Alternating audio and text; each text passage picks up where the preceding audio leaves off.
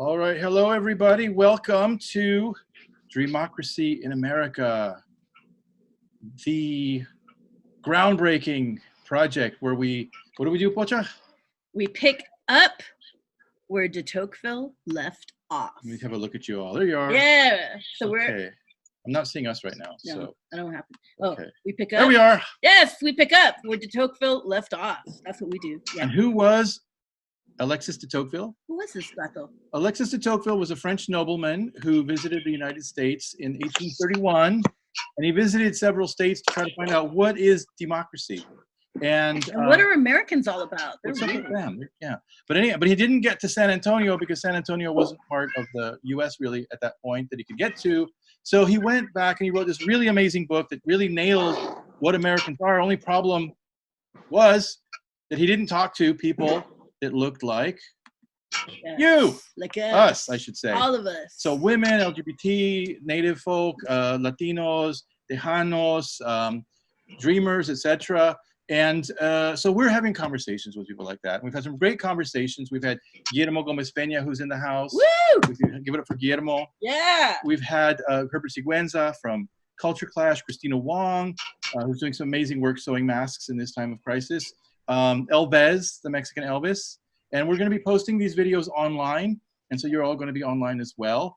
But today, we're very excited because we have someone that we've met. A dear friend, a magical friend. We've known for over a quarter of a century. It's amazing. Yes, we refer to him as the pride of Chicano pride, David Zamora Casas. So we'll be bringing him on.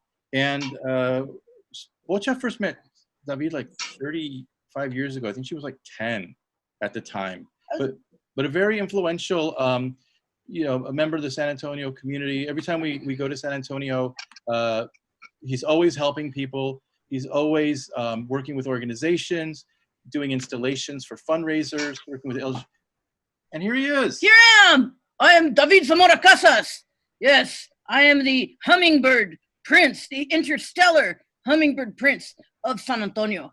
And for some reason, my aura is not connecting. Come in, David Zamora Casas. What's happening? Oh no. So anyways. I was here and then I'm not here. Yes, we'll edit that in later with a nice hey! Photo. So anyways, we our series of conversations. There he is. I'm gone. Where'd he go? I don't know. He's elusive that way. But one of the people that we really like from San Antonio, like we said, is David Zamora Casas. And this series of conversations. He's a shaman. He is inspirational. Yes. So he's magical. So now let's hear from the real David Zamora Casas. Where are you? What? You're saying I'm not? Yeah, I'm not. I'm not really not. David, come in, David. The real David. Will the real David please stand up? Oh wait, you're muted. We got to unmute. There he is. He's unmuted. Oh, let me mute again. Oh, you're still muted. Hold on. Let's unmute. We're going to unmute you on this end. Okay. Once again, the David Zamora Casas. No, still muted. Oh, don't unmute yourself. We're unmuted. Hello, can you hear me? me? There you are. You're here. You're on. Testicles. 1, 2, 3, testicles. Did you say fantastical? Hello. It takes two. Say hi to all your friends and familia here. Hello, friends and familia, Facebook Landia. It's great to be here, part of this project, Dreamocracy in America. I wanted to also say hello to all the essential workers out there that are risking their lives. And I wanted to call attention to the great work they are doing during this pandemic. And I offer this meeting up to their spirit, to their energy, and to keep them safe. Thank you, David. We have to remember, and it's after 3 years of Trump and kind of this narcissistic, really cold-hearted vision of America, it's really great to see that there are so many people stepping forward to recognize the work of the essential workers, the farm workers, the meat packing workers, the hotel workers, people whose job it is to clean. What was that? Custodial workers. Mm-hmm. Yeah. I said hairdressers and custodial workers. 210-618-7461. Okay, so just as a reminder, I'm going to mute people, so please mute yourself when you come in, or I will mute you, and we'll have a chance for a Q&A at the end. So please mute yourself. Okay, sorry, David. Okay, sorry, you cut out. Yes, we were talking about this. You're looking great, by the way. Look at you. You've got the llama balls on. Gracias. And these are some of your paintings. Woo, salud. It's a work in progress. Tammy Gomez says hello. She was actually the first one in line to get in today. She was, I think, camping out overnight. So Thank hi, you, Tammy Gomez. Hi, also Tammy. from How are Texas. Hey, Tammy. So we actually interviewed you a couple of months ago. You were the inaugural interviewee when we were planning to do this as podcasts. And since the pandemic, we've switched to Zoom, which gives us a chance to meet people live and to really connect with people all over the country and form kind of a tighter community than a one-way podcast. But we're going to be showing that podcast of you, that interview today. It's a world premiere and a performance that you did, which was part of the Beale House On and Off Fredericksburg event. Tell us a little bit about that event. Okay, the Beale House Art Center is located in San Antonio, and I believe it's a 99-year-old building that they transformed into an art complex or an art gallery. And in the 15 years, it has served over 100 artists. It had 700 artists, 100 exhibitions, and they do art programming, which includes painting. They do yoga classes. They do creative writing classes, and they do this on and off Fredericksburg Road studio tour. For this year, we housed my paintings and your performance at Casa Colibri as part of the 13-year anniversary on and off Fredericksburg Road studio tour. The executive director is so awesome. She really knows how to, she has an artist aesthetic, so she knows how to treat artists. And it's one of the organizations that pays their artists well, and they really strive to be inclusive, and they work from community instead of ego. They're wonderful. And we were there for the 13-year anniversary, and that's what that performance is about. The performance itself, the vignettes, were inspired by an essay written by Don Tomasi Barafrausto. He's a scholar and a dear friend. The title of the essay was called The Geographies of Love. Now, in that essay, he talked about the different types of love. Now that I'm over half a century old, I know that my work has always been rooted in ceremony, but now it's rooted in memory as well. And the longer you live, the more memories you have. And the longer you live, the more you learn, the more you develop, and you hone in on your life desire, your life practice. And so this is part of what the performance is going to be about. Okay, awesome. And how are things in San Antonio today? There was a full moon last night. The weather is beautiful. The mayor and the city council are being good about contradicting Trump and Governor Abbott, those people in politics that are telling us come out, bit safe, you know. So people are still staying in, securing at home, settling in, and doing what we're doing, reaching out virtually. And I think for me, it's a great time to focus more on my spiritual being. And so it's great. San Antonio is great. Yeah, and I just wanted to let everyone know also about the Beale House is that it was built with stones quarried from the Alamo. So when the Alamo fell, you know, some of you that may have visited the Alamo might have wondered, why are the walls so short? Were people short?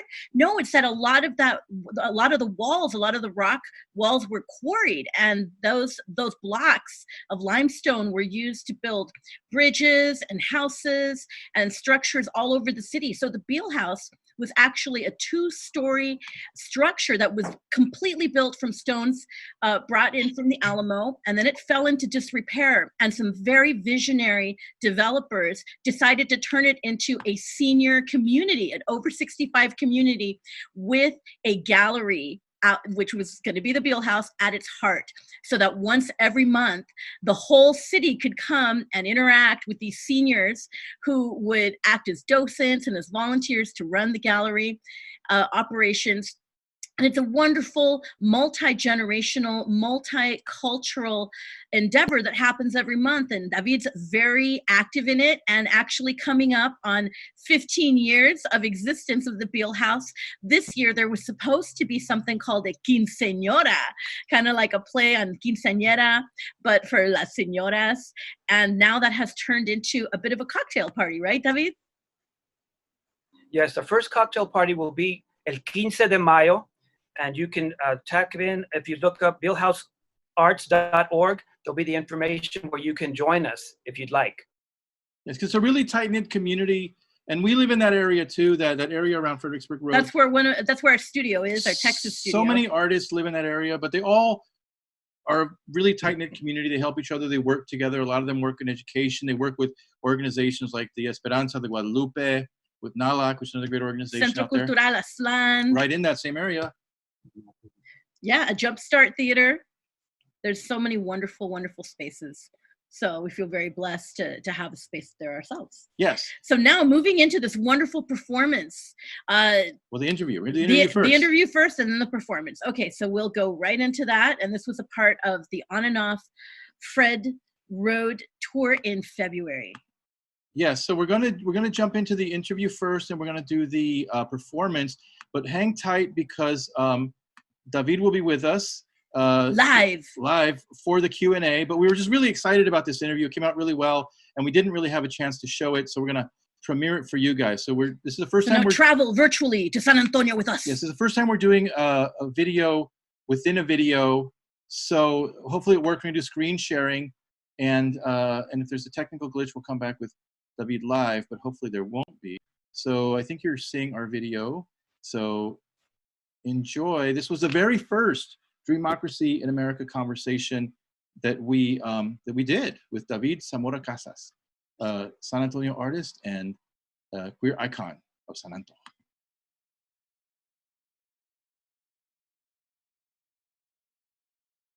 So welcome everybody to our very first podcast ever of a project that we call Dreamocracy in America. And what it is that in 1831, a Frenchman named Alexis De Tocqueville came to the U.S. to write a book about what makes Americans Americans. Like, how are they different from Europeans and monarchists and whatever? They're having their revolutions over there. We're having our revolutions over here. What makes Americans what can we learn from them? And he wrote a book that was, to this day, the defining book about what makes Americans tick, what their strengths are, the weaknesses, the problems, what they're good at, what they're not good at, what they got to be watched out for, and incidentally, very quotable too. So if you guys look at Democracy in America memes, Alexis de Tocqueville, you're going to find some cool knowledge. But there's one problem. He only spoke to mainly white landowning dudes from east of the 1831 border. Which is Missouri. Which is Missouri and all that. And so that leaves a lot of people out. There was no Southwest back then.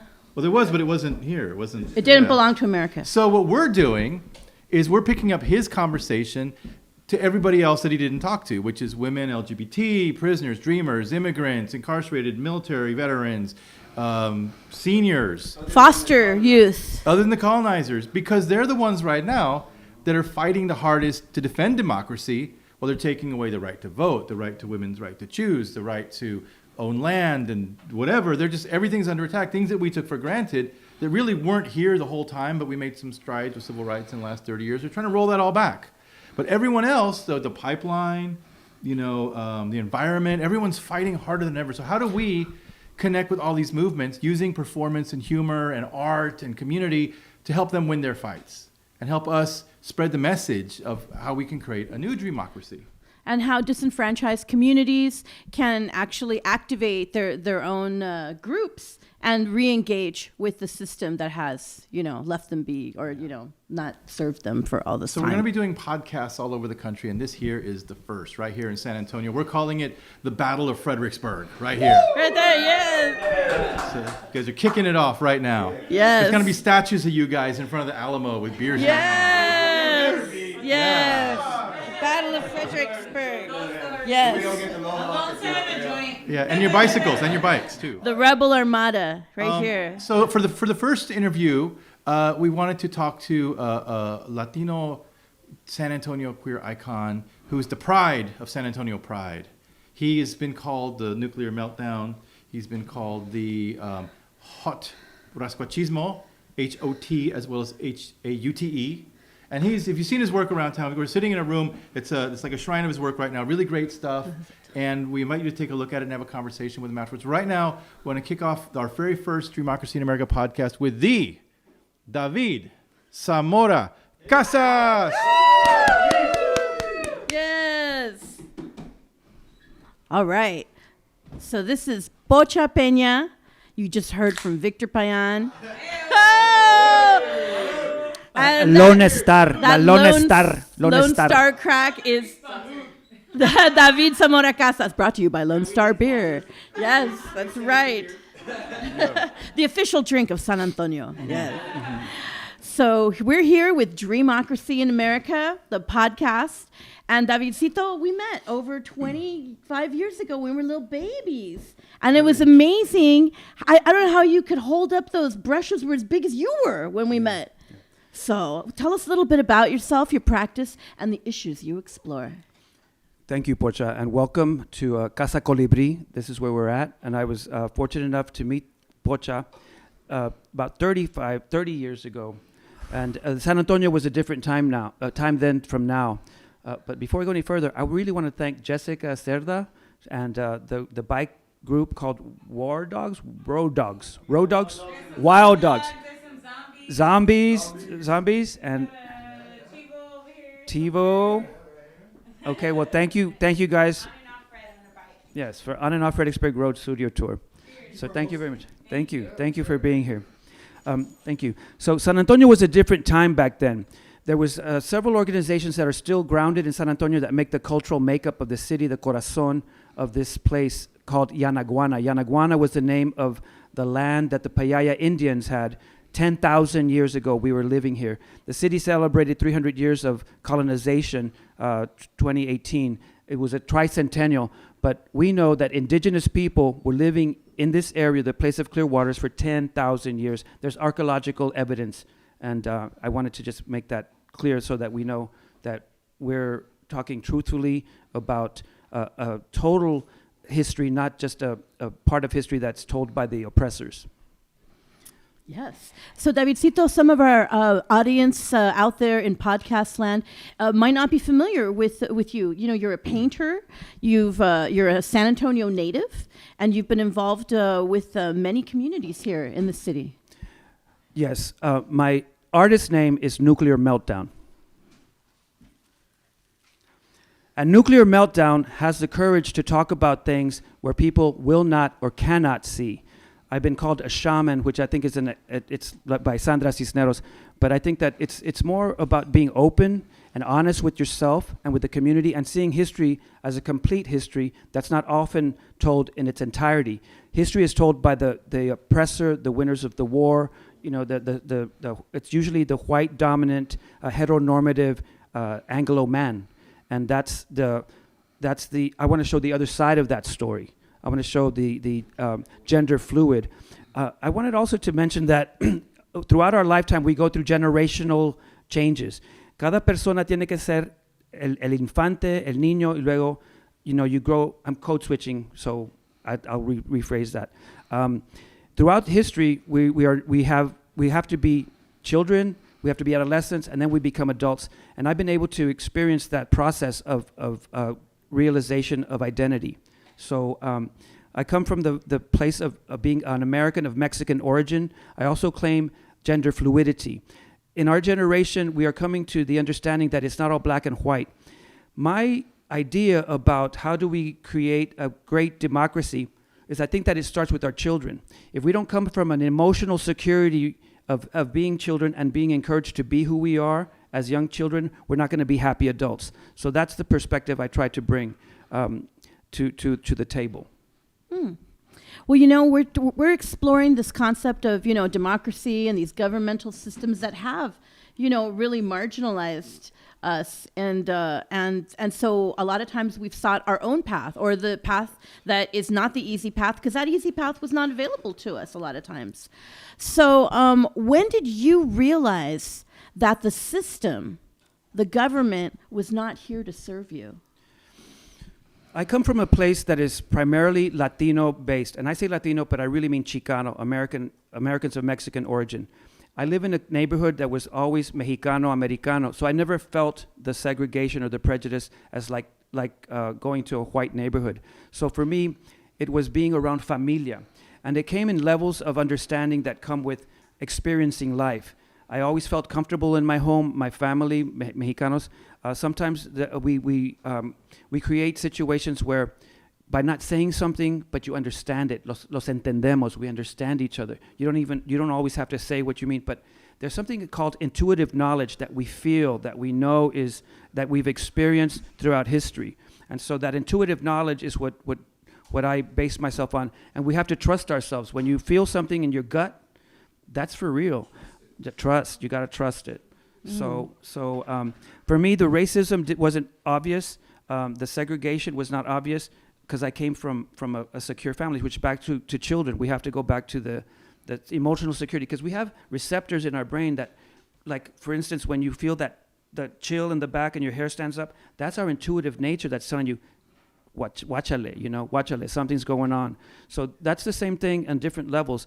And so when I realized the system did not work for me, it was when I was old enough to understand it. But I had levels of understanding when I was a young boy. My sisters had a little Barbie, and I knew in my heart that it wasn't right. So I took a Sharpie marker as a young boy, and I colored that hair black. And so I think that intuitive knowledge, that embodied memory of land and people, had something to do with that. So when I really found out that the system was not working for me was as an adult, because we find ways to make the system work for us. We find ways to accept it and appreciate ourselves without having to be accepted by white gringo America. And thank you for that. That was. And then how did you process and express that understanding? Because some people, when they realize, hey, this whole infrastructure is not here to support me and uplift me, sometimes people, like, they just detach, they just, unplug, and they're like, hey, I'm going to live out in the margins, or I'm going to leave, I'm going to split and go to some place where I do feel supported. And you're still here, and you're still working and creating new equity in your hometown. So how did you process and express that understanding, that realization? Yeah. In the fairy tale, The Red Shoes, there's this little girl that gets possessed by these shoes. Like that roller skate right there, that's possessed by... Yeah, wants to come to me. Yeah, come on. So these shoes, these roller skates, these shoes, they were like, it was a fable to teach children to behave. So this little girl did not behave, and she wanted to dance, so she put on these red shoes. Well, the red shoes, like those roller skates, were possessed by an energy. And so to teach her a lesson, the shoes went wild, and she kept on dancing. She couldn't stop dancing. So the shoes made her dance through forests, and the trees were slapping her in the face, and she was suffering because she was getting beaten up by the shoes.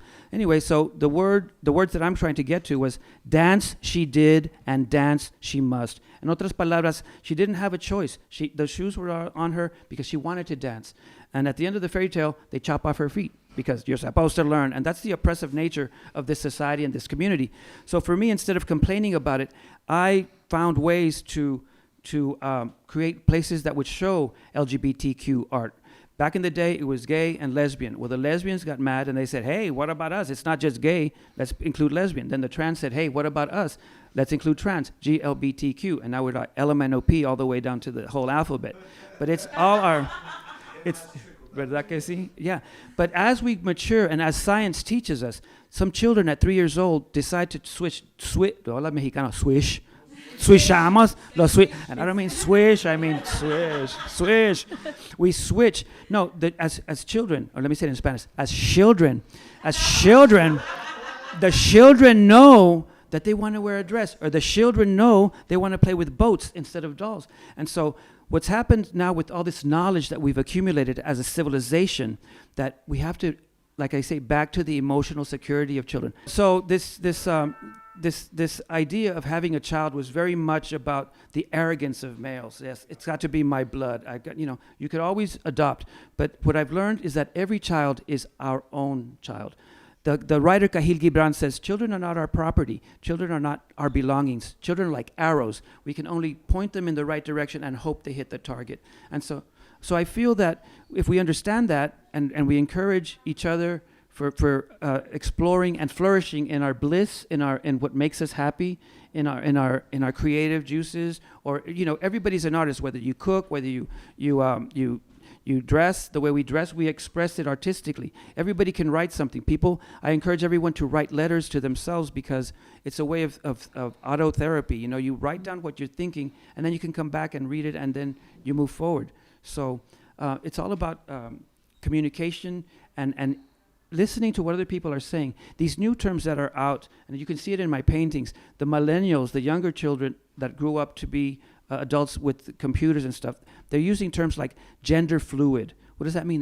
That means that you're not just like this or this. You're like everything, right? There's non-binary. You can't just be pigeonholed into something.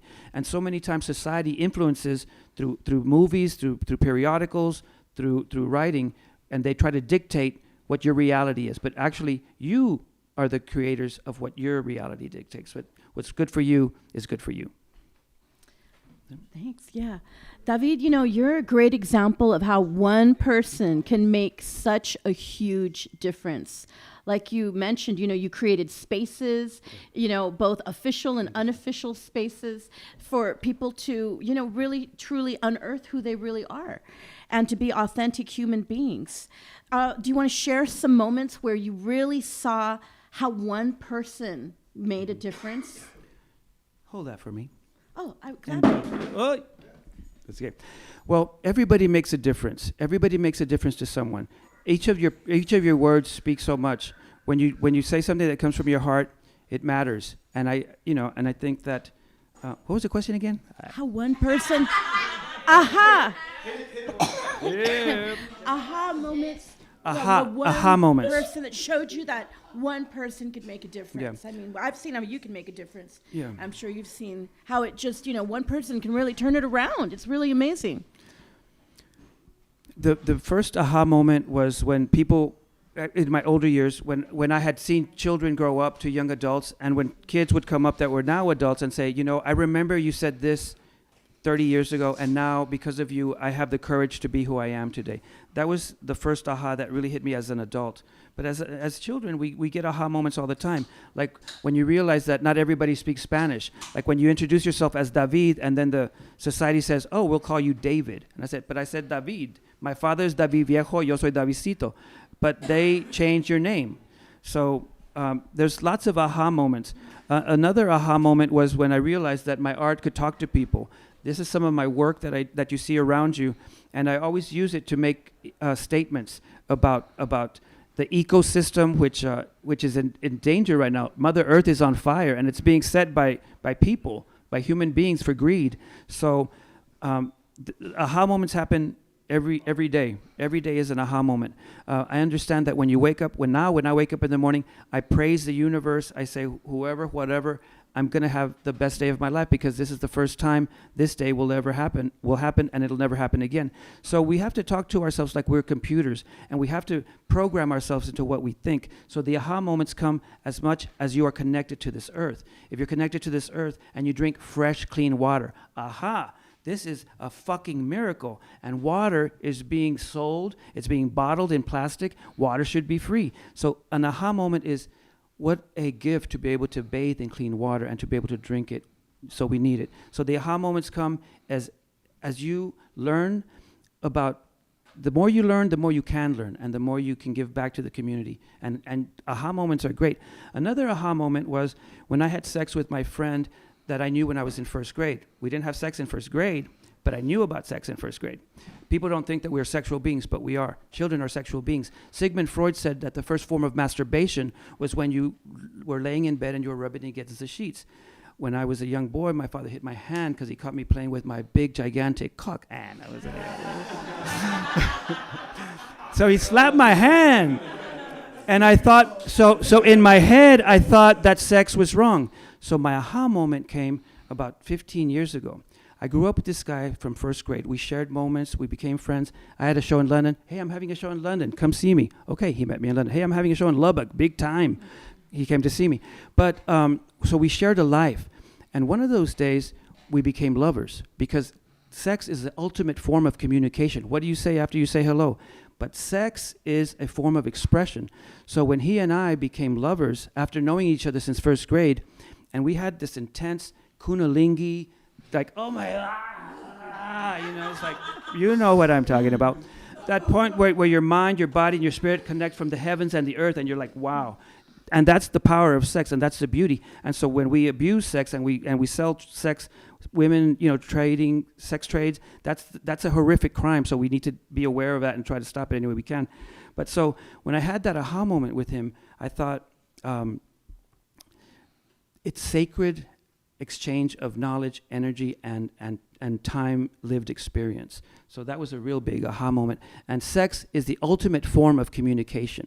So when we have sex, it's important to keep in our head that it is sacred. And at the moment of orgasm, you imagine eternity, and it's like it lasts forever. Sex is sacred, definitely. Sex is sacred. So, your art is your voice. It's been a very powerful voice for you, and you work in multiple communities. You mentioned the LGBT community, but you do a lot of work with environmental issues, like the protests against the Dakota pipelines and the Texas pipelines, and you use your art in really innovative ways to address these social issues. You want to talk a little bit about that? Well, first of all, thank you very much for acknowledging that and noticing that. My artist name is Nuclear Meltdown. When I claimed that name, it was in the 80s. At that time, a nuclear meltdown was just a concept. It would never happen because, at that time we thought if there's a nuclear meltdown, it'll just melt through the earth and it'll melt down to the core and then it'll melt out the other end of the world. I mean, it'll be the end of the world.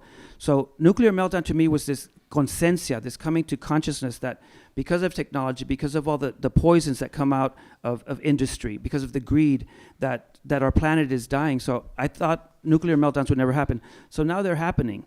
And the political people, the people that make political choices are destroying the Mexican enemy is coming out. The forest, the trees, a lot of trees, man. There are a lot of trees. You can see the forest from the trees, man. So these are very serious issues about what's happening to our globe, and it creates a negative environment for animals and people, and nothing good can come from it. Okay, thank you. Yeah, so you've made everything from piñatas to performances to address some of these issues. As you said, the keeping water clean is a sacred duty that we all have. Now, the younger generations, those millennials, the Generation Zs, the younger generations, a lot of times they take for granted a lot of these issues we've discussed and a lot of the social justice work that came before. What message do you have for them, for the younger generation that's seen it all, Well, knows it all? I don't want to be so pompous as to say that I want them to listen to anything I have to say and think it's important, but I will share things that I've heard and that I've learned to feel that they work. There's a dicho in Spanish, and I'm paraphrasing. It says, como te ves, me miraba, como yo me miro, tú me mirarás. I'm paraphrasing, that's my pochismo version of it. But what it means in English, or how it translates to English, is exactly how you look, I've looked. Right now you're gorgeous and pretty and young, you're fabulous. I looked that way too at one time, and right now I look old and ragged, Yeah. So it's a reminder that we're all going through the same journey. The journey begins at point A and we end up at Elemento P, So what I would say to them is, don't think you fucking invented the wheel, because you didn't. Okay. All right. That's a good message. Did you hear that, kids? No. But in all fairness to everybody, including the elders and the youth, it's that every generation has to learn the same thing. It's a recycled way of doing it. So that's why it's such a tragedy when civilizations burn books. When the whoever came and yeah. Right. Yeah. To keep all the wealth of knowledge, they destroy the knowledge at the same time. You throw the bathwater out with the baby, Yeah. So. And all that generational wisdom is lost. Yes. So now, speaking of generational wisdom, we are in a circus of an election season for presidential elections this year, and it's been crazy. So what troubles you about our current political reality, and then what inspires you? What troubled me from the very beginning was when that election happened, and I started out saying, I'm going to have a little sip, a little tequila sunrise. And then when George Bush, that was the first disappointment. Let me see. The final blow was when Trump got elected, having no experience, having a fucked up perspective. So that was shattering for me. I've had hurt in my spirit. When I lost my first lover, I didn't lose him, he ran away. Pero when you're young, you think you're never going to fall in love again. You know, it's like, I want to go join the army. But so when I felt that pain, that deep emotional pain, like when my tia died, and she was, pobrecita, she was dying, and she was dehydrated, so she was saying, agua, agua. And me and my mother were sitting in the room, and she said, ¿Tú crees que Diosito castiga a la gente por todo malo que han hecho en su vida? And I said, no, Mom, those are just random acts of chaos. You know, we live our life, we come, we go, and we turn into stardust. So I think that, back to the Trump, when I felt that pain, that's how I felt when Donald Trump came out and said, you know, he was going to, that when he was president. And I kept drinking that tequila sunrise, and I drank myself to sleep because I felt this pain, because I knew collectively something bad was going to happen.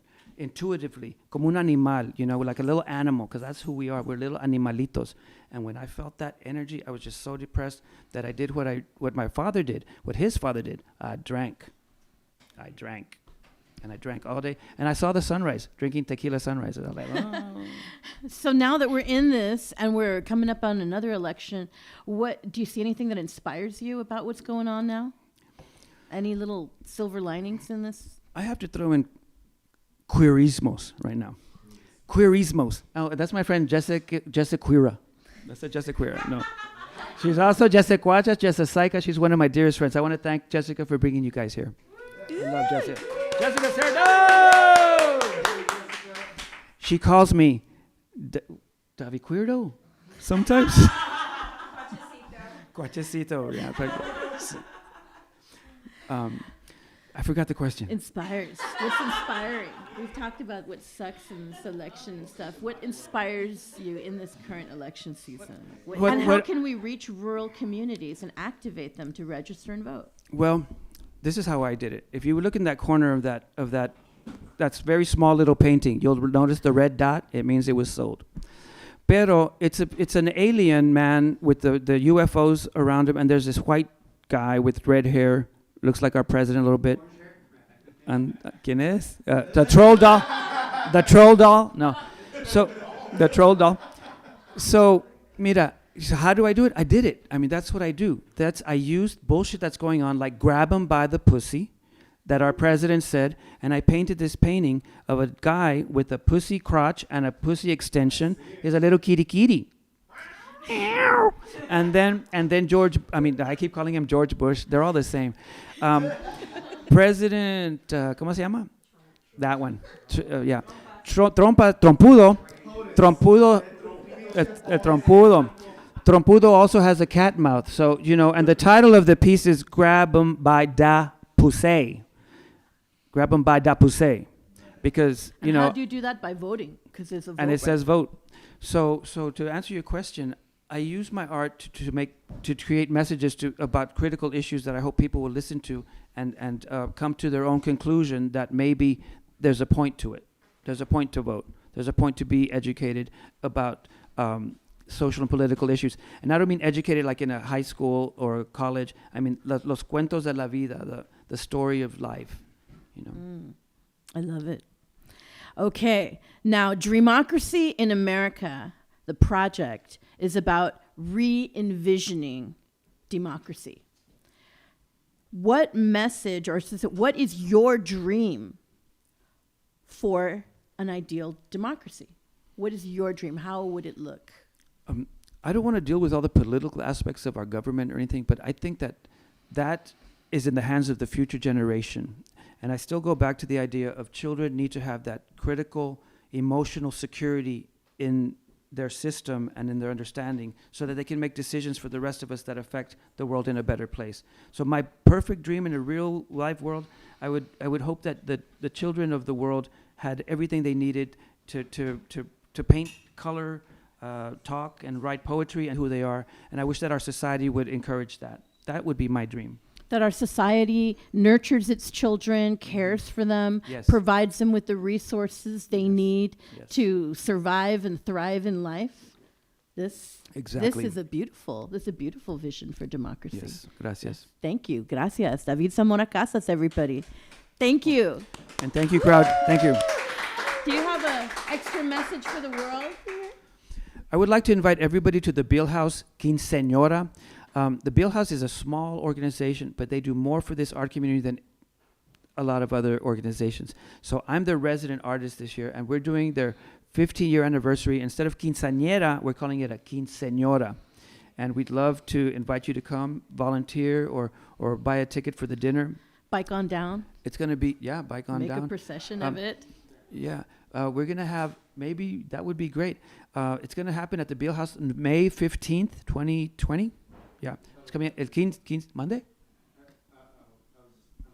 The Quince de Mayo for Quinceañora. And the Beal House, for those of you that are new to it, it's all the way down off of Fredericksburg at the Primrose development there, senior community. But it was built, it's an old building, a 2-story building that was built with stone quarried from the Alamo. So I always wonder why the Alamo walls were so short. Like, were they short back then? But no, I guess the walls are short because so many people took the stones when the Alamo fell and they quarried them and they built bridges and they built the Beal House. And so the Beal House is made of stones from the Alamo, and it's now today a gallery that actually has art classes that teaches art to the seniors that live in the Primrose development. And every month they have exhibitions open to the community so that we can have this intergenerational mixing between our community artists, visiting artists, and the elders in our community. So they have been around for 15 years, and they're now celebrating that with a quinceañora. So live the dream, you know. We can have a lot of fun, I think, at an event like this and do a lot of good, too. And I also want to thank you guys for supporting this art tour. And don't let this be your last art. You know, there's other things that happen at the Beal House, the Guadalupe Cultural Arts Center, and you're always welcome to be part of that community. Thank you. Welcome. All right. Woo. Well, thank you. Thank you so much for joining us. That was episode 1 in the can of Dreamocracy in America. Thank you, Davidcito. Just for a live studio audience in San Antonio, Texas. Dream it. Dreaming is free. All right, thank you for listening to the inaugural podcast of Dreamocracy in America. We want to thank our supporter, Keep On Crossin' project, but also Creative Capital. So check them out and all the great Remember work to that check they do. out the Beal House. The Beal House in Casa Colibri San in Antonio. San Antonio. On and off Fredericksburg.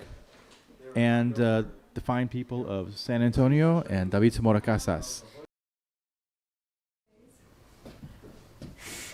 I can't do it. Can't do it anymore. Oh my goodness. Yes. Oh wow, that's pretty good. Yeah. Adios, darling fucker. Goodbye, sons of mothers. A deep sense of loss overtook my spirit when a love affair died in my younger days gone by. All of my past lovers blurred into one lovely memory. Pretty boy, charming man, manhole delight, elementary school chocolate chip adolescent, high school bronco buck, full-grown ass rodeo ride sensual fuck. They came and they went. Cabrones, you say you have to go. Well then go. Go and be free to find yourself. You must leave. Okay, es mejor solo que mal acompañado. Yes, please go. And take the memory of our man-on-man love affair embedded in your heart and stained on your calzones. Take the taste of my monster cock and the pecan-shaped balls in your mouth. Remember the images of rose-petal-stained bed sheets forever in your head. Our experience of time together embedded in your corazón y calzones chorreados. My neighbor has a Ouija board. Under the numbers and alphabet letters are the words goodbye. Goodbye. Ouija board, goodbye. Goodbye. I never liked that word. Goodbyes are emotionally exhausting. Goodbye means I will love you until the day I die. Goodbye means things are different now. Not better or worse, just different now. Goodbye. My heart is ready to fall in love again. Adios, darling fucker. Adios, sons of mothers.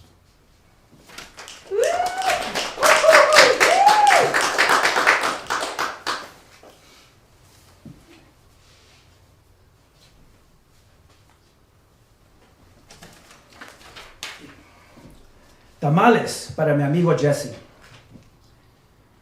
Jesús es un niño en el barrio del West Side de San Antonio. In a large family, there was never enough love, dialogue, or money.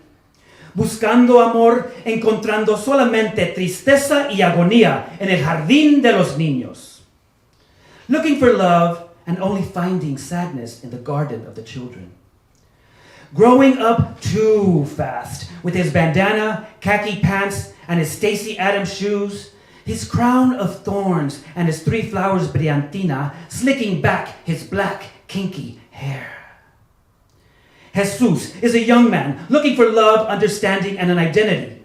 He ran away from home to marry his girlfriend at the tender age of 16. Where are you running to, little boy? What are you running from? After the marriage annulment, you see, it really wasn't true love. Jesus escapes via American Army stationed in Germany. Learning about love and sex with other men. Jesus, translated to English, means Jesus, but Chewy or Jesse sounds better than Jesus. Private Jesus! Private Jesus. Paid his dues to the USA, took his turn being scourged at the pillar. Private Jesus, civilian Jesus. After the military, back in America, Jesus gets a job as a disc jockey, spinning records in a basement with red carpet and a revolving mirror disco ball. Europeanized Chicano, still macho the way los hombres should be, enjoying Super Bowl football, barbacoa y carnavales, careful not to show any form of sensitivity. DJ Jesus is a new wave DJ with a secret orientation, a secret he did not choose. Kept silence for years by sexism and stereotypes for fear of ridicule, abandonment, or death. DJ Jesus is a new wave DJ with a secret virus, HIV. Veteran hospital doctor says AIDS-related meningitis. You see, his sweet mother never knew about his secret life. Self-isolation for insulation. Dialogue was easier not said than done. Mortuary funeral parlor chit-chat. New age music infiltrating, soothing thus sterility. One of his loving sisters says to me, in Christmas time, Ama would only make tamales if Jessie wanted tamales.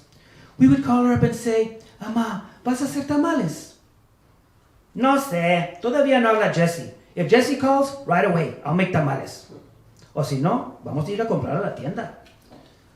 Todavía no habla Jessie. If Jessie calls, I make tamales. If Jessie wanted tamales, Ama would make tamales on Christmas time. But I think there will be no tamales this Christmas. No tamales this Christmas time. Why do Mexicans make tamales at Christmas time? To have something to unwrap? No, pendejos. Because it's part of a tradition, part of our cultura. Una tradición como piñatas, buñuelos, papel picado, Día de los Muertos, cohetes on 4th of July and on September 16th. And bullshit like sexism, gringos call machismo, y cuentos de la Llorona que lloraba por sus hijos. Cuentos de la Llorona. Cuentos de la Llorona. ¡Era mi hijo! ¡Era mi hijo! Y esta maldita enfermedad se ha robado a mi hijo.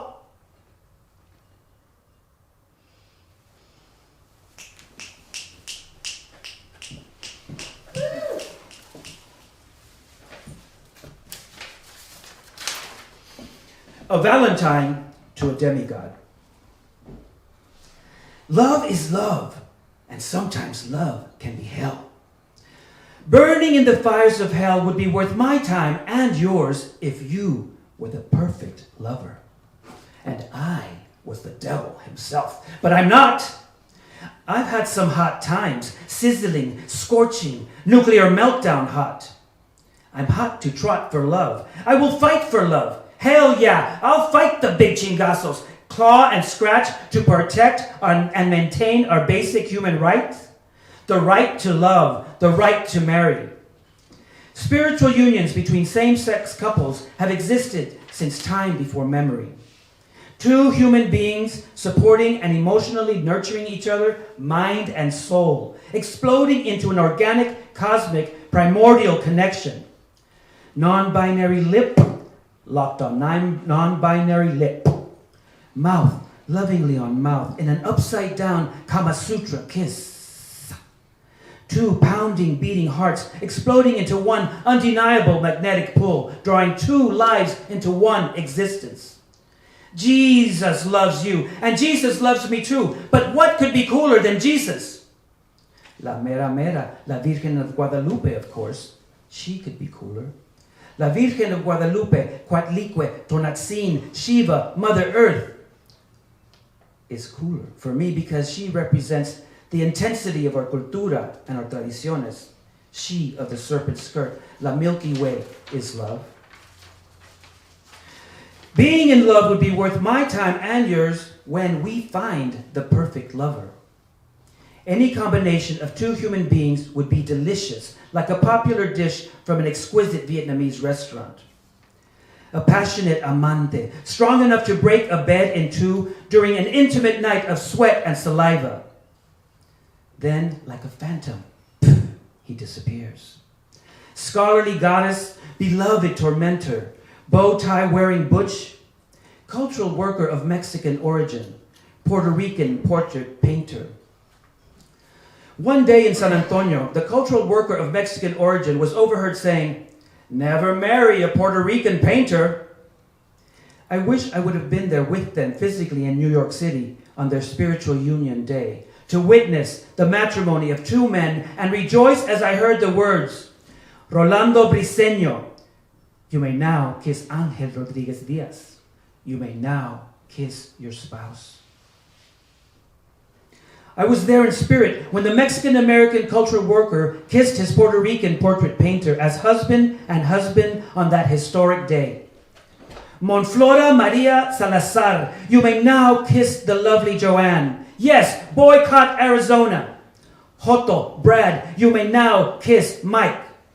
Lesbiana, Anel of the flowers, kiss the petals of your sweet blossoming Erica.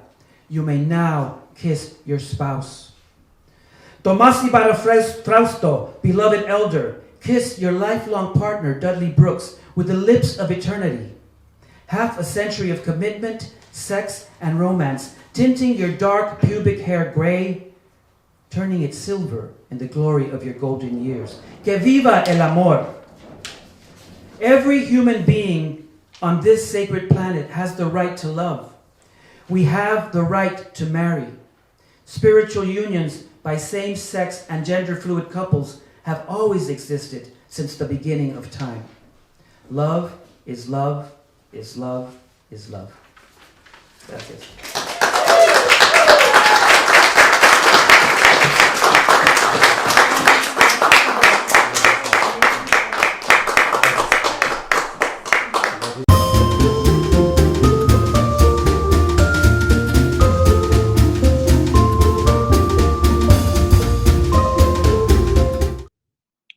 What I have come to understand after having conversations with the writer John Philip Santos and the poet laureate, I can't remember her name, but she writes sonnets.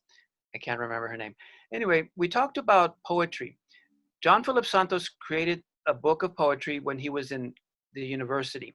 He published it as an older man and said that he was not going to change anything that he wrote back then because that was who he was at the time. The other poet laureate said that anything that you write is your property and you can continue to add to it, change it, edit it as you wish. And I thought, well, how does that relate to a visual artist? Is a painting that you painted in the 80s it, or do you go back and add something to it? Well, it's a complicated question, and I think you have to answer it individually. What's happened to me is I've painted a portrait of Tomás Ibarra Frausto, and I painted a portrait of a lady friend of mine who lost her baby. Now, since I painted those paintings, things have changed. And when I look at those portraits, they're not the same. So I'm revisiting those portraits. And in the case of Tomás Ibarra Frausto, I'm adding a painting of him as a baby, as a 4-year-old child. And I think that it's valid. Back to what the poet Larianne Guerrero, she said that you could change you could edit your own work because it belongs to you. So I took that to heart, and so I'm adding a younger image of Tomás, because before he was who he is now, he was a baby boy. The other painting that's behind me, this one right here, is a painting of my friend Adela Ariano. And the title of the painting is Make Water Pure Again. I love Adela, the way a queer man loves his muse, the way I love. Yeah. And so she had the unfortunate experience of losing her child, her baby. And she invited me to the hospital and asked me to hold the baby in my arms after the baby had used his last breath. And I held the baby, and I had an emotional out-of-body experience where I really felt that the baby's energy was here, though I knew that the baby was dead. So the painting changed. So, I mean, the painting is changing, and I thank her for letting me into this realm of understanding, because the more you live, the more you experience, the more intense your life becomes. And that's a blessing that I have to give Adela, for allowing me to be part of her loss, her deep, deep loss. And so I've changed the painting to add tears and Holly's the biggest clown that I know. I beg your pardon? No, people are unmuting themselves, so please keep yourself unmuted. Or muted. Or muted. Please keep yourself muted. I don't know why people are unmuting themselves, but it's just not, It might be part of the bomb thing, so. Yeah, so it's just not, conducive to the conversation. So please, we'll give out David's email, I think, if you want to get a hold of him, or he's on Facebook. But right now, he's got some important things to say and share, so please do not hit that unmute button so we can continue with the conversation. And really excited to have David here, because he is such an important part of San Antonio's community. So, but that's beautiful. You were saying about the essence of someone still remaining, yeah, and the transformational quality of being present for that. Yes, and so I feel that my art is rooted in love. It's a driving force. It's something that really Holly, is. your fan is on. I'm sorry? Yeah. So no, someone's unmuting themselves. I can't find them, so we've definitely been bombed. But let's try to plow through this, and just share everybody your rasquache fabulousness. Thank you. Well, my rasquache fabulousness has always operated the way it's operating now. We've never had constant support from the government or city organizations to give you money. We've always created our work with or without outside funding. So basically, it hasn't changed, and we have to remember that we one time painted the walls, we put the electricity in, we curated the shows, we sometimes hand wrote the labels, and so we have to still continue to do that. We have to continue to create art, and not let these actually at the frame of things, they're small obstacles, because we endure because we must. Back to the fairy tale, dance she did and dance she must. So we have no choice. Artists have always created because we have something to say. Back to the cave dwellers that drew with Indian ink or vegetable ink, whatever they had. They used the resources, and that's what the word rasquachismo is, the term that Tomás Ibarra Frausto quoted, that speaks to creating something out of nothing, that making the most out of the least. And in these times of scarcity, these times of dread, we have to make them times of hope and times of love and times of self-caring, and continue to do what we've always done, and realize that they're not they being, you know, the forces that be that are against us, the people that bomb this Zoom, they're not going to win. They're not going to affect us because we endure and we're resilient. You know, we are who we are, and nobody can take that from us. What the universe has given us, no one can take away. So I encourage everyone to love each other and stay away from the darkness. Go to the light. Go to where people love you. You talked about people in rural Cloud University for Holly. Holly. I love Holly. You know, we have to go back to those survival tactics. We eliminate the people that are fucking with us. We have to put our little blinders and just go to the love, go to the creation process, go and make yourself happy. That's the best advice I could give anyone. Make yourself happy. Yeah, and like I've always said that that there's a difference between being for something and being against something. And I think this is a time to stand up for what you're for. And there's people that are against, and Palitronica Gomez says about the Zoom bombers, it's not people that are supporters. Good job hanging in there. Is that, you know, I really believe that most of the people are good people and want to help each other. But these other guys that just have the gall to just ruin it for everybody. And now it's costing people's lives. It's costing people's livelihood. We've got the situation in Georgia. The guys that shot that jogger, one of them was an ex-cop. And they said that in New York, you saw the headline. And they had the district attorney covering for them. Yeah. District attorney was these covering. things happen. And also in New York, where we saw that, I think I saw a headline that said that of 45 people that were arrested for social 40 people that were arrested for social distancing violations, 35 were black. So there's still inequity out there, but it's being, you know, called out more rapidly. And I think that we have the tools at our disposal to really fight it. So, you know, I always say if you've lost work, if you're at home, if you're looking for something to do, writing your representative is your full-time job. You know, get on the website where you can find them, their information, write them, be on them. If you're upset with them, take it out on. And remember, don't forget about staff. Like right now here in Orange County, I'm trying to get our community neighborhood meetings reinstated. You know, they've have this excuse now of you know, the quarantine to just suspend meetings, but some of the wealthier neighborhoods, just like less than a mile away, they're having their meetings. They're having virtual meetings. You know, the school district, they're having virtual convenings. You know, the development groups, they're having virtual meetings. So why can't a working class neighborhood, you know, also demand the same equity? You know, I'm writing this staffer every single week, and as soon as I get a couple weeks of emails, I'm going to send them over to the council person whose district this is, the two council people who share the district. And then I'll just keep going up. I'll information request if I have to. You can information request answers that staffers or your elected. Garcia, are you the avatar?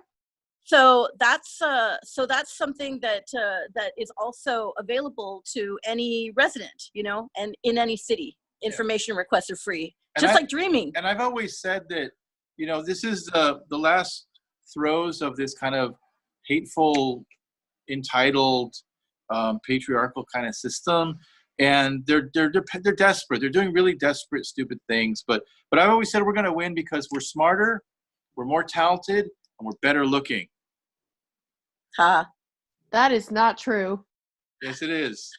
Juanito, so whoever you are, you keep changing your name, but we're rolling along. So I hope you're getting some. It's fine. Hope you're getting some conscience and some love in this situation. I don't know what your deal is, but I hope you heal. Yeah. So back to David. Yes. So tell us some groups that are doing great work in Texas that we should support. We talked about the Texas Organizing Project. Who else should people look up to try to help?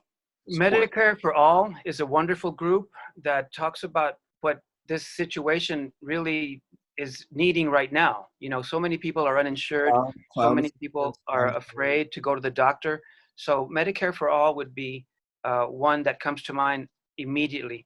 But I would also say that the small organizations that are struggling, the small theaters, the places like Beale Like House. Clown University? I beg your pardon? No, that's one of the bombers. They just keep moving around. Yeah, Hey, but what some about of the Southwest Workers Union? Because we have the Southwest Workers Union is kick-ass. Yeah, Yes. they're providing food for people, and it's beautiful mixed fruit with vibrant colors. It looks like an art piece when they hand it to you. They are also having problems with the two neighborhood. Well, no, the same neighborhood. The two sides where the building is at. They bought underhandedly. They bought both properties, and they're trying to sell them. Something happened that they infringed on the property of Southwest. I can't take Holly seriously, unfortunately. So anyway, so they're having legal problems. So in addition to her, the executive director having to deal with the organization, she has to deal with property taxes and these bullshit things that they're coming to them and really fucking with them. So we have to support the small community organizations, the theaters, and each other as artists. You know, it could be as much as, hey, I made a pot of beans. Would you like a baggie full of frijoles? You know, so we will endure because there's no other choice. And I also love, I'm sorry to cut you off, but also that they bring resources so that folks can start their own community gardens. What a wonderful service. Not only do they provide community members with a wonderful box, all CSA style of fresh produce and staples, but they also provide a starter kit so that you can plant your own vegetable garden. Tell us more about that. Well, that goes hand in hand. They have their roster of people, and they call and they say, do you need Victoria, nice milkshake. Do you need service? Do you need help with your utilities? And do you need a starter kit? What do you need? And they bring it to you the next day. Diana Lopez is doing a great job as the executive director at the Southwest Workers Union. Okay, and I think we have some control of the conversation right now. So I've got it in the view of the I can see all the participants, and I want to call on some people who are doing important work in the community in San Antonio there and in Texas to see if you want to chime in on the conversation. Maricela, do you want to chime in on anything? Sure. First of all, thank you for bringing this community together. Y'all, good work. I want to say hi to Davidcito. I've been thinking about you. I had a dream that I dropped off some sotol at your place, but in my little rasquache small pandemic budget, it's going to be tequila. So I'm going to have to manifest that dream. So I'll reach out to you soon about that. But I have been thinking about you, Davidcito, and I miss your spirit. You are sort of manifest of all the goodness of San Antonio cultura, and so I'm so happy to see you right now. I'm sort of crying right now because you're always there for people.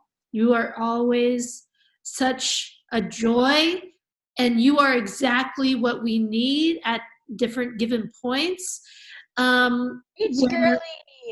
Whether it's a drunken sort of celebration, whether it's we're gonna rant on the city, whether it's about love life, whether it's about lo que sea, you are always the comadre that I miss, and so I appreciate your work, and I'm glad you're being honored in this way and featured nationally for your work in San Antonio.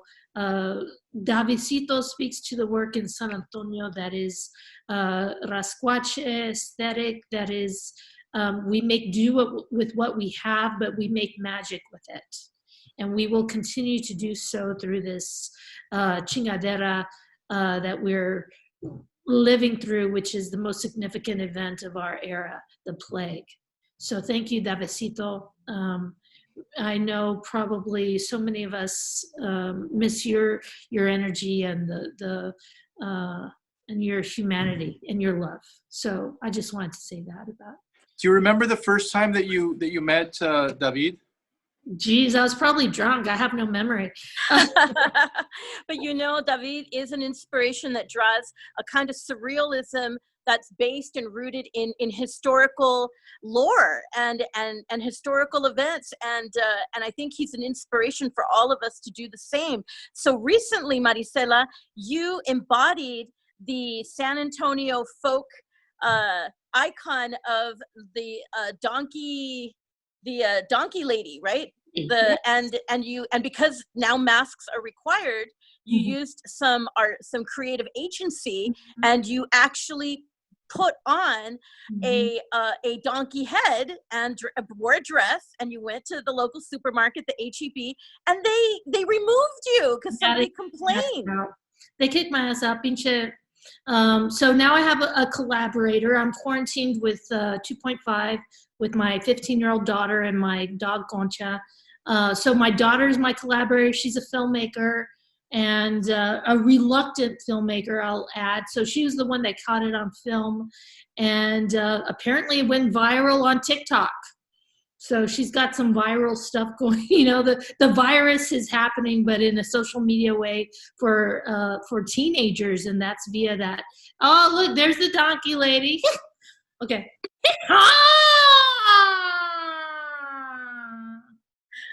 Victoria, I see you. I see you. She manifests herself in so many ways, especially during this isolation period that we're in, because she is la mera isolationist. She is the one that sort of defined what it means to be quarantined. Why? Because she's an outsider, and she was sort of ousted by her own community because of her looks, her deformities. And now, pinche, we're all deformed, and we're all feeling the essence of the donkey lady deep within our own bones, as we sit here isolated in Zoom, reality. So thank you for bringing my comadre, the donkey lady, out. And like Victoria, she manifests herself through many, many faces of primarily Tejana mujeres that feel the inspiration from isolationism, as do I. So thank you. David, did you have anything to say in response? Does Holly want to share? Okay, we're trying to, somebody keeps... yeah. Okay, but David, I think you're still on. Do you want to say anything? Marisela Barreras, also known as Mari Chingas. I looked at the screen and I said, is that the baby or is that the mama? You're tan hermosa. You look like a baby, gorgeous. You look like your daughter looks just like you. You look just like your daughter. You're gorgeous, glowing with that star behind you. I know, but I cut my bangs today. Ay, un puta. Te miras very good. Te miras very good. Te miras good, very good, very good, good. Yeah, no, you look fabulous. Thank you for your kind words, Marisela. And you've always been an inspiration. And I've always felt like, I've got your back. You're my comadre. And anything you need in the future, anything you need now, I'm here for you. Lo que tú necesitas. I read your post that you went to Garcia. Well, I make some pretty good frijoles and I make some pretty good fideo. And so I'm going to make sure that... Me gusta mucho frijoles. Y fideo también. Fideo. And I've tried this new fideo loco. Instead of carne picada, I put aguacate, to substitute the meat because I'm trying to not eat as much red meat. But next time I cook, te voy a mandar un mensaje and you can come by and pick some up for you and your beautiful daughter, who you look just like, and she looks just like you.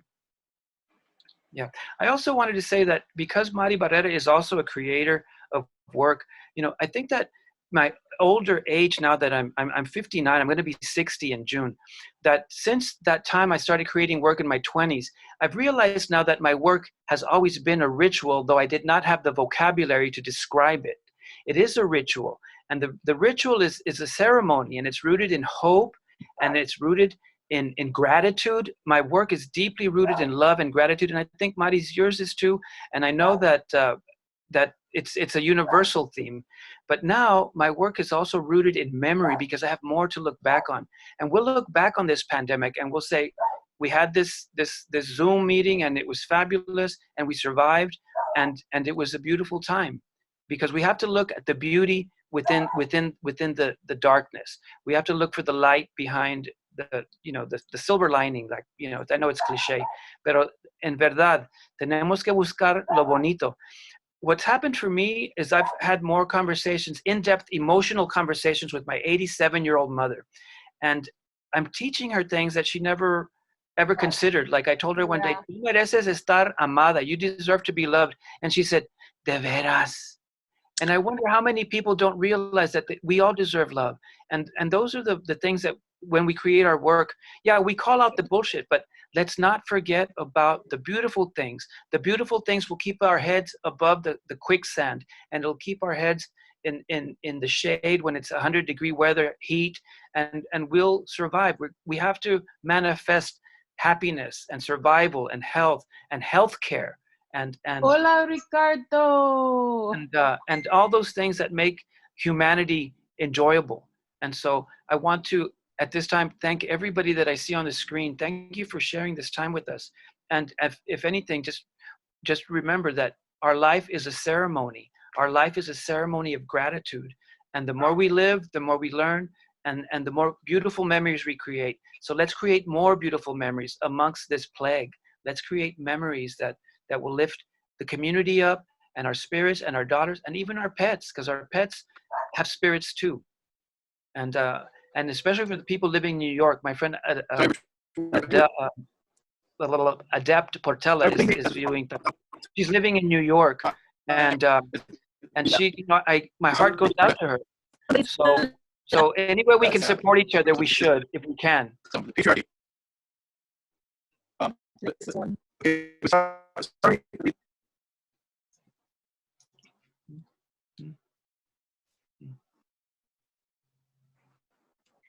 I think we're frozen. Can anybody hear me? So someone, we're not hearing you, David. Is James Edward almost on here? James Edward almost? Is he hacking us?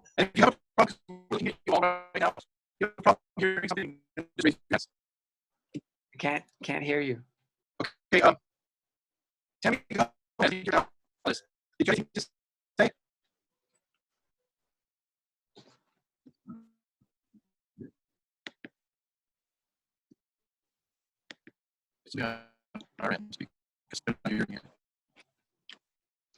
Can you guys hear yourselves? Or can you hear me? I can hear you. Okay, we need to go. Oh, somebody. Hello, can you hear us now? Now, can you hear us? Now, okay, yeah, yes. Someone's still messing with us. We're dropping people out.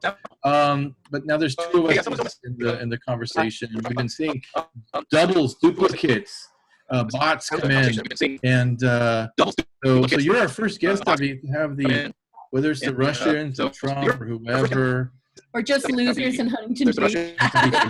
Losers. But Tammy, I wanted to hear from you. Did you have anything to say? I wanted to say hello to Tammy Gomez and send her my love. You. Raise your hand if you can hear me, Tammy. I want to send Tammy Gomez my love. And Guillermo and his beautiful partner. Guillermo, can you hear us? Hello. I'm going to unmute you. Do you have something to say? I'm going to unmute you. Okay, there you go. Guillermo Gomez Peña.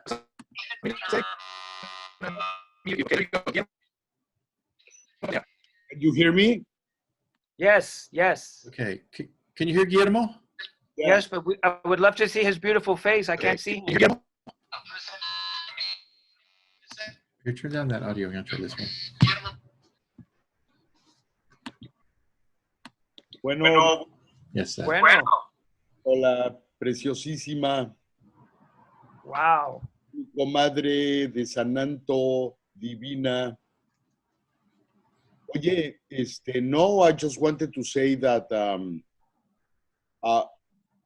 I have so many profound, epic memories of the San Anto Bohemian night, the wild, deviant Chicano night in San Antonio. And many of you are present. I am crying.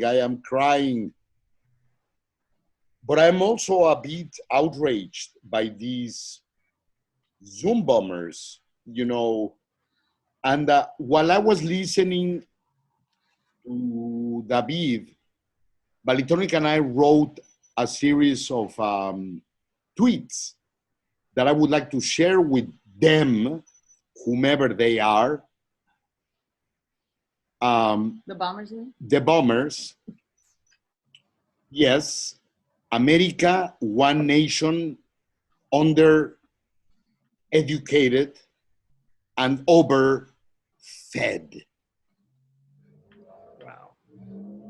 I came to the US following the footprints of my ancestors, but they had already been erased by their ancestors.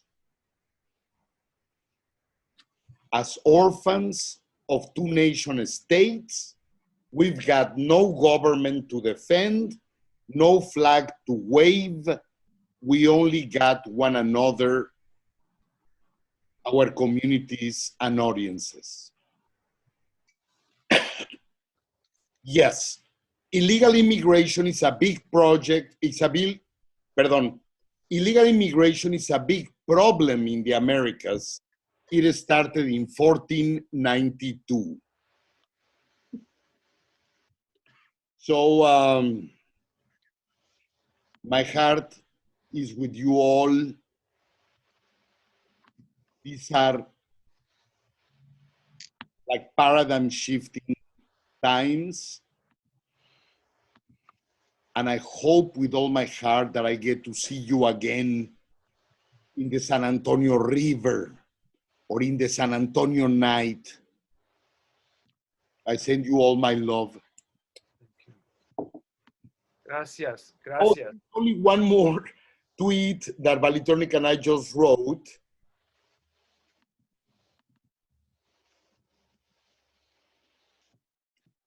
For all these Zoom bombers, first rule of intercultural diplomacy, practice radical tenderness, not self-righteous anger. Self-portrait for David, I'm just an alien who forgot he was illegal. It's beautiful. That's beautiful, yeah. Wow. So do you have anything to say, David, to Guillermo? Gracias, maestro. Qué hermoso verle la cara y la cara de Baltrómica. I'm so glad to hear what's going on with you. I read your posts, and as always, I've admired you from the time I first saw you at the Guadalupe Cultural Arts Center, when you had some rubber chickens on the stage and you just floored everybody. Everybody was left with their mouths wide open, con el hocico abierto. It was fabulous. And I have fond memories of you as well. Muchas gracias for gracing this presentation with your presence. Muchas gracias. Los dos se miran preciosos. David, you are the David Bowie of Chicanismo. Gracias, gracias. Yeah. And Tammy, I think we've successfully unmuted you. Did you have something to say?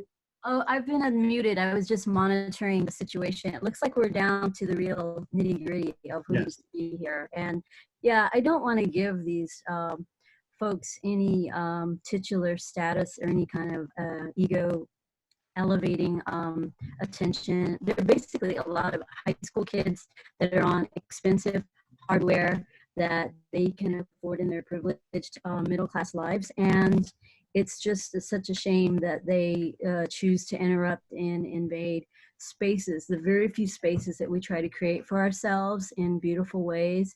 I noticed the comments they were making, they weren't, they were more amused by physicality of our presences. So I don't even want to give them the status of being like, you know, insurgent, demonic white supremacists. They're fucking bored, privileged white kids, and I'm sick of them as well. Okay. Thank you, David, for your beauty and your just perpetual presence in San Antonio as a force, you know, of love and nature embodied, and also, you know, what the impact you're making up here. I mean, your name's been dropping a lot here in North Texas, so we've already been talking about trying to figure out a way to host you up here in Fort West, where I'm speaking from. So blessings to you and continue the good work. Be well, everybody. What I'm so amazed with when I enter these virtual spaces is how healthy everybody looks. And that's so wonderful to see that everybody's taking care of themselves, eating well, looking, you know, con color, you know. I love it. Show your color, show your, you know, that the blood is pulsing just beautifully through your veins, and let it continue to be that way. Thank you, Tammy. Go ahead, David. Did you have something to say? I was just saying thank you, Tammy. Tammy, you're amazing. We've known each other for a very long time. We just need to find ways to get together and work together and continue to support each other. I love you, and thank you for your energy and your comments. Muchas gracias. And the red on my lips, it's kind of Maybelline.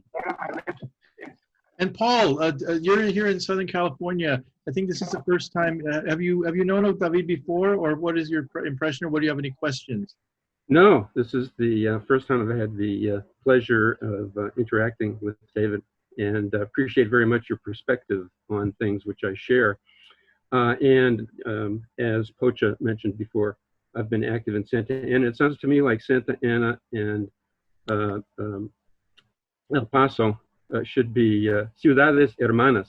They probably already are in spirit, sister cities. It's San Antonio. We wanted to do the essay to essay connection. Excuse me, San Antonio. My geography is off a little bit this late at night, I guess. I've been to San Antonio a couple times. Really enjoyed it, but I saw a couple of videos before the event, and so now I want to get back there and get to the, what is it, the east side? West side. West side. I was at the west side to be more familiar with. Okay, well, next time I go there, I'll check out the Cultural Arts Center that you were talking about, David. So thank you very much. Yeah, and also for our San Antonio friends, South Side. Yeah. The South Side also has some pride there. Yeah, Paul did a wonderful job of helping facilitate a series of meetings that resulted in more transparency here in the city of Santa Ana. You know, we used to have so many, you know, decisions made behind closed doors with no minutes, no way to even follow along or have any kind of input or influence on what was going to be affecting us residents for generations to come. You know, things being built, things being torn down, deals being cut, services being affected. So Paul was really wonderful in bringing many different people from all different aspects of life in Santa Ana together, you know, from the working class, you know, señoras, to the home owner, you know, landowner, people north of 17th Street, to the scrappy activists, to the artists, and it was really beautiful to have everybody working together, and we actually accomplished and got that sunshine ordinance passed. So as a result, now all of our city council city council calendars are transparent. They're posted online. We know who all our council members meet with, and we have certain comment and transparency periods where meetings have to be announced. And before any decisions can be made, there need to be a certain minimum number of community meetings. So let me know, Paul, if I left anything out there. Well, no, I mean, we also did the activity corridor, the active transportation corridor through central Santa Ana, which was a way for the underserved, the Latino community in downtown Santa Ana to be more tuned in to active transportation opportunities, like just using the sidewalks and the parks for active walking and biking and those kinds of activities. But I wanted to share a little bit on what Victor and you, POCHA, were saying before about individual activity. That's very important. But it's even more important to be associated with community organizing, and that by working through institutions that network together can have an even greater effect on those political decisions that are made either in our interest or against our interest. And the other side is very organized. The the capital in this country is extremely, extremely organized, and they put a lot of work into it. And it's hard work and it's difficult, and you have to stay at it. So we have to do that on the other side in local community organizing and local nonprofit organizations that can network with other nonprofit and community organizations like Latino Health Access was doing and is doing in Santa Ana, even in these times, especially in these times. Yeah, and we met when we were on the Wellness Corridor Committee, and they did some really wonderful things. And we learned a lot about community organizing because Latino Health Access and also at that time Building Healthy Communities really have an important method for dealing with the legislators, and Latino Health Access has their promotora model, which is really effective. But one thing that we learned is that no matter how much progress you think you make with a representative, it ain't over till it's over. Like, you think you've got a commitment and then they vote the other way because the developer had a meeting with them after your meeting. You can't let them off the hook, stay on them. You know, but Latino Health Access did a wonderful job. But that livability, and San Antonio and Santa Ana both are doing some innovative things that we think there's a lot they could learn from each other. One thing that we all help make happen in Santa Ana, which San Antonio is now looking at, is affordable artist housing. So that's something, how more livability. And so we can learn from each other. But thank you for participating. I noticed you've been in some of the other conversations. I hope you're enjoying them. But we really want to form a community. Paul's a great resource for planning. So I know Victoria works for the city and the Arts Commission, you know, the Arts Department, I should say. But thank you for participating, Paul. Victoria, did you have anything that you wanted to say? I'm going to unmute you. Hold on.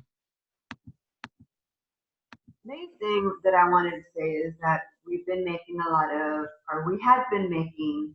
lot of headway into helping individual artists, thanks to Maricela Barrera spearheading that, because I have been doing that for years, and the director was not listening to me. But it wasn't until Maricela started to like really get out there and make the individual artists come up and speak for themselves that we finally got that going.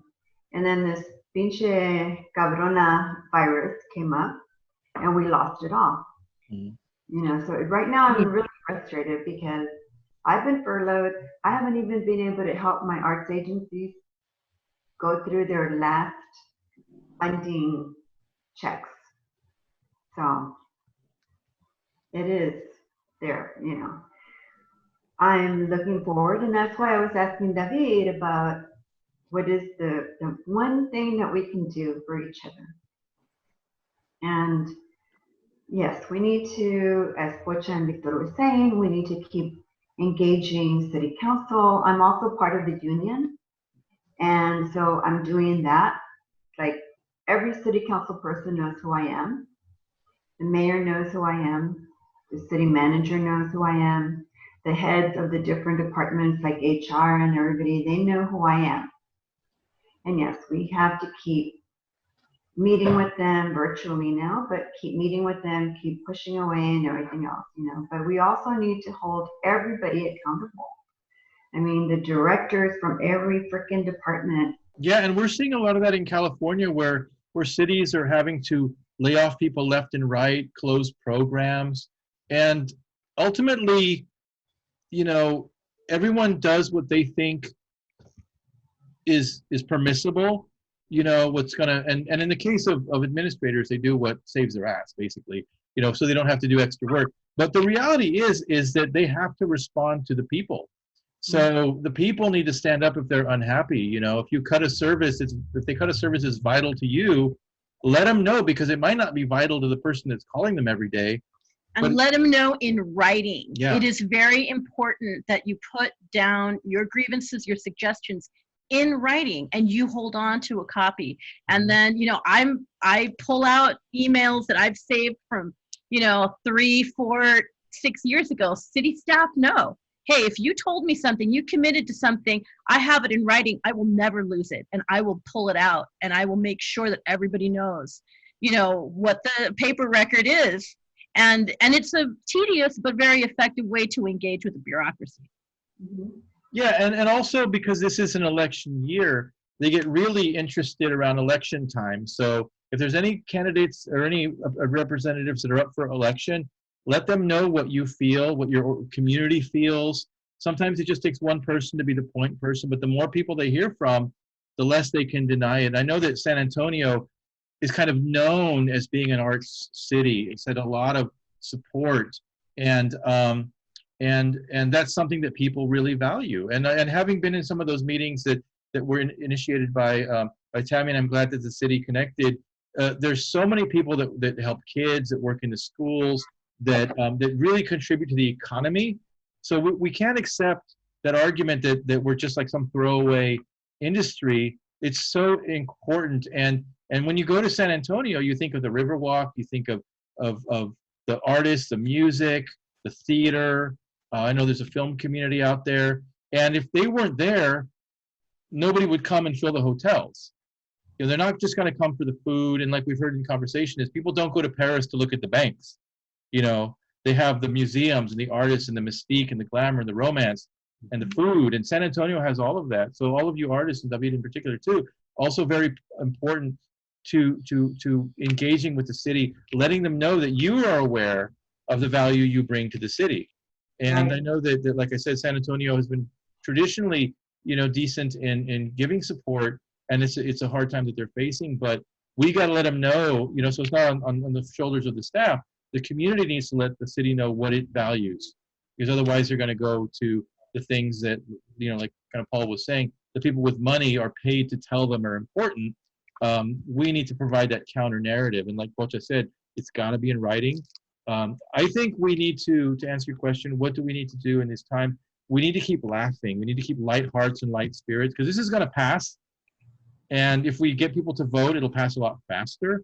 But it's not just Trump. It's the governors, it's the representatives, it's the mayors, it's the school boards, you know. And in Texas, you know, we're seeing a lot of stuff with the school boards in terms of what they allow in the textbooks.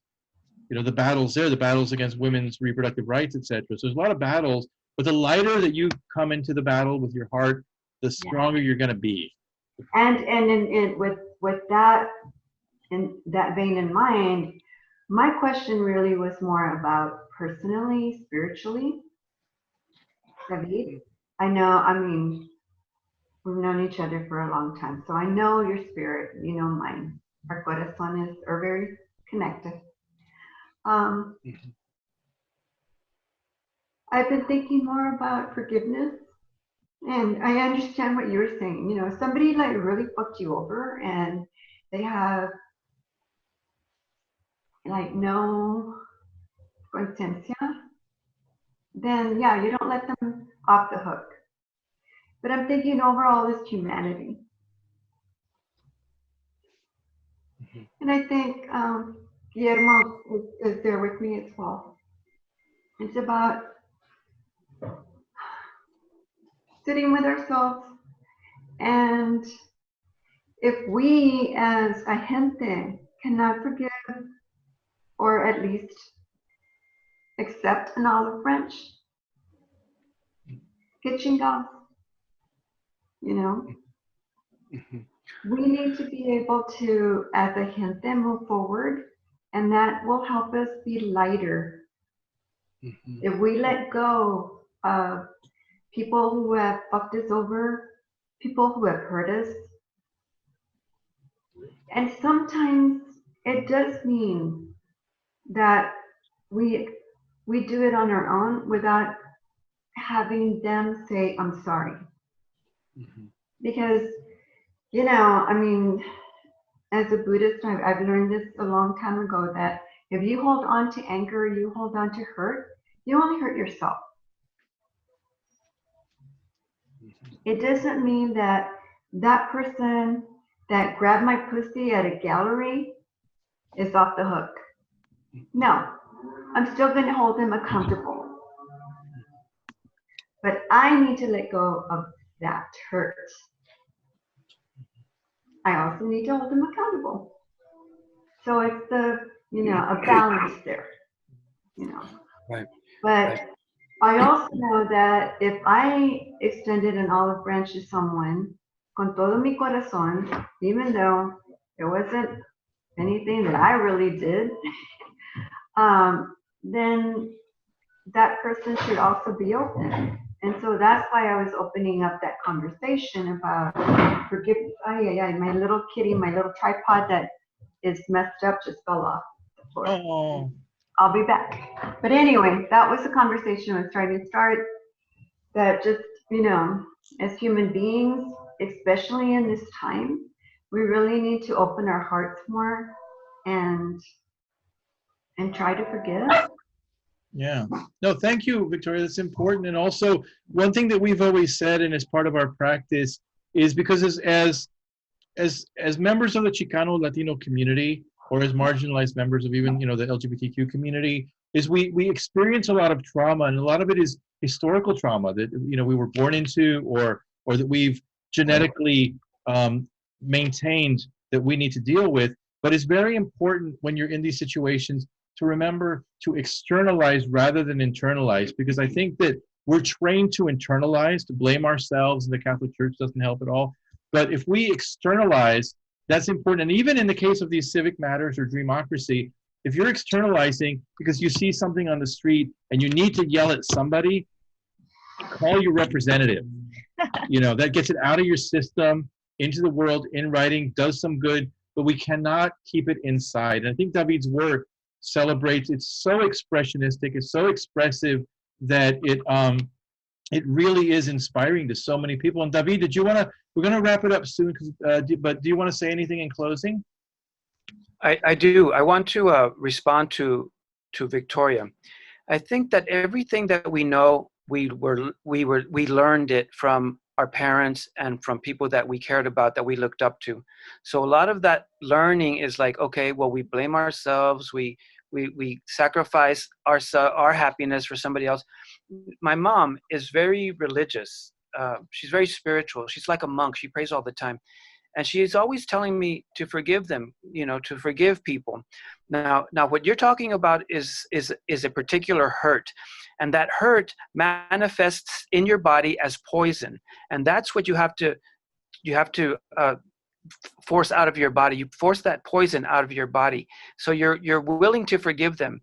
Even though we don't know how to forgive people yet, I was a victim of physical abuse. And it took me a while to say, I forgive you.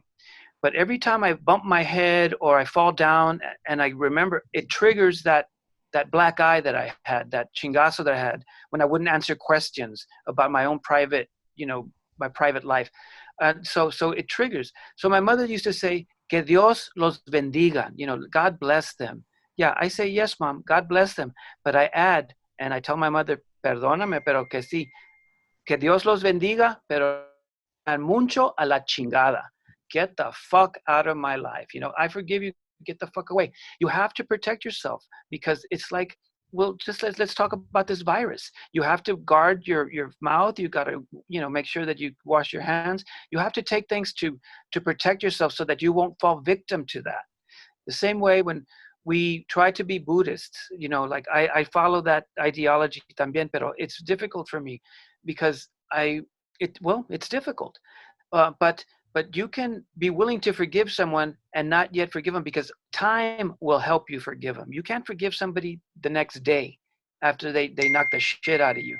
But I figured out that if you wait enough and you concentrate on yourself and you concentrate on making your life better, regardless of what other people have done, you are still a shining bright light, and you deserve to be loved, and you follow that path.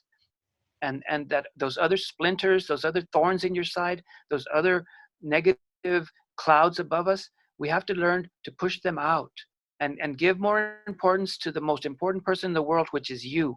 We have to be the most important person in the world, because unless we take care of ourselves, then we can't help anybody else. Unless we take care of ourselves, then we can't climb out of that hole. And it's natural to feel depressed. We're all in a collective trauma right now. That's why we have to have a collective healing. And this podcast, this Zoomcast or whatever, is part of our collective healing. And I thank you for your words, and I encourage you, and I love you. And, I think that I know that if I needed you, you'd be there with some crumbles, some vegetarian frijoles, and some tostadas. I know you. And so please feel the same way about me. And if it's an emotional help that we need, then we talk about it. But we will overcome. I know we will. We're doing it. We are overcoming. Pero que Dios los bendiga y que se vayan mucho a la chingada. And that goes for the artistic director at the city. Fuck her. Fuck her. She had no experience. She came in, fucked everybody over, and she still has her job because she was the city manager's friend. Tú sabes, eso es la verdad. You know? So it's out of your control, it's out of my control, but what's in our control is survival, happiness, and move on. And success is the best form of revenge. I've always felt that. Thank you, David. And I think we before we wrap, we want to mention that today, May 8th, is the anniversary of the Battle of Palo Alto, which was the first battle in the U.S.-Mexican War, which took place just south of Brownsville. So, you know, so we want to tie this conversation just to the historical injustice that we've seen in the past 76 years or whatever it's been since the war. But there are a lot of, you know, futures that have been cut short, you know, the dreams deferred that we've seen in our community. And Texas is a vital part of the U.S. history and a very important state in terms of, like we said, turning Texas blue in terms of where we go in the next 4 years. So we want to encourage people to vote, to register, to get their familias out there, talk to their families in rural communities. Because let's face it, there's a lot of Latinos that voted for Trump. I've got them in my family, other people. So yeah, I have a sister. We're facing with that trauma, but we can, like I said, stronger, more talented, and better looking. So let's go with that. Pocha, did you want to say anything before we conclude? Just to, you know, everyone just be very careful about your energy, you know, keep your vibration high, do whatever you need to, you know, look at, you know, cute little llamas or alpacas, you know, on your Pinterest, you know, look at your favorite, you know, erotic engravings, whatever puts a smile on your face. Make sure to make that a part of your practice, because part of this kind of dark manipulation that is, you know, being exerted upon us, it really depends on us internalizing fear, despair, and depression. So we can't let ourselves get pulled down to those lower vibrational states. It makes us sick. It makes us susceptible to, you know, a lot of unnecessary influence that doesn't serve us. So really work on, you know, meditation's great. There's a wonderful app. I always recommend Chopra and Oprah have an actual free meditation app, and they always have a free meditation going on. But be a master or mistress of your thoughts, of your inner world, and keep that inner serenity. And that is really, you know, to hold that little oasis of peace and positivity really, really will help create a meaningful bubble so that you can transcend, survive, not just survive, but thrive through this whole cycle. And we really want to thank David and everybody for participating tonight. We do national outreach. You do. And I know that that for this conversation, you know, on Facebook, we've seen people in Arizona and Chicago, in you know, in different states where they might not be so progressive. So that on one hand, it reaches out to people who need the message, but on the other hand, it also reaches people who may be disruptive. But it's my hope, my sincere hope, that those people or person that try to Zoom bomb us learn something and walk out as better people. And Dreamocracy rolls on, and you're all a part of it, and you look like the future of America, and the one that's really amazing. We love you all, and thank you for participating. David, thank you. You're now on Zoom. This is David's first Zoom conversation. My cherry Zoom was popped. My Zoom cherry was popped. It was popped. Was and it Zoom cherry? Good? Was it good? It didn't hurt. And now that I think we've got a hold of everybody here, hang on a second. Don't go yet. Okay, now that we've got a hold of everybody, I think we've got the Zoom bombers out. We're going to unmute everybody. So give a warm applause and thank you.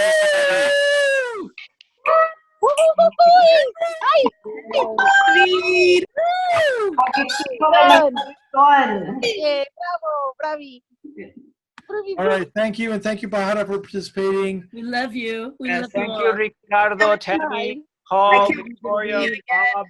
So David's Facebook is facebook.com, David Zamora Casas. And I think there's a website, Ellis said there's a davidzamoracasas.com out there too. So thank you all. We will see you next week. Check out DREAMOCRACYINAmerica.org, and we will be archiving this this video once we edit it. And we'll send, we got everybody's link that registered, so we'll send the performance and the video of the interview. Wow. Gracias, everybody. Good night. Gracias.